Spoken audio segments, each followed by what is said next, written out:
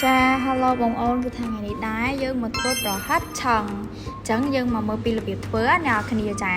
អញ្ចឹងជាដំបូងហ្នឹងយើងមានប្រហិតហ្នឹងយើងទិញគេស្រាប់មកចាគេទិញមកគេជៀនគេអីស្រាប់វិញយកមកកាត់មកសមាជិកយើងច្រើន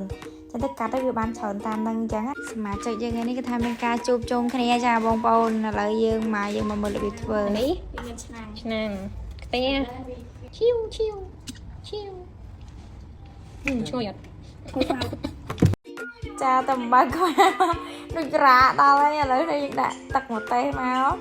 ចាយើងដាក់ទឹកម្ទេសទឹកប្រេងប៉ោះមកហើយមួយទឹកប្រេងខ្យងអីតិចមកដោយសារតែវាមានជាតិស្រាប់ហើយណាគ្នាយើងគ្រាន់នេះដាក់ម្ទេសប៉ុណ្ណឹងដាក់ទៅអីវាមិនអត់យល់ទៅពេលយើងដាក់គ្រឿងហើយឥឡូវយើងចាក់ប្រហិតយើងចូលទៅយើងធ្វើការកូរច្បល់ឲ្យសព្វគ្រឿងមកណាចារងថ្ងៃមិនចេះធ្វើអីចេះធ្វើតែអញ្ចឹងមកហើយណែយើងកូរឲ្យអញ្ចឹងមកយើងកូរឲ្យវាសព្វគ្រឿងយើងមកធានាថាឆ្ងាញ់ចាណាឥឡូវយើងមកធ្វើការរៀបបន្លែយើងមានបន្លែមានសាឡាត់មានអីយ៉ាងមកតែបន្លែនឹងវារៀបយកឲ្យស្អាតទេវាគ្មានមិនទៅវាគ្មានទៅស៊ីស្អីទេចាយើងមានតសក់មានជីមានការ៉ុតអីចឹងវាដាក់យកវាតែមទេបងប្អូនចាមែនទេវាស៊ីទៅប្រហិតទេចានៅប្រហិតយើងហើយគឺថាឆ្ងាញ់តែម្ដងណាមកប្រហិតហ្នឹងអ្នកលោកថាប្រហិតខ្មែរណាគ្នាអញ្ចឹងខ្ញុំខ្មែរតាមគាត់ដែរ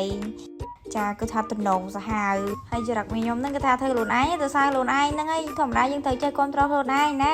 ចាឥឡូវមានតែប៉ុណ្្នឹងអរគុណបាយបាយ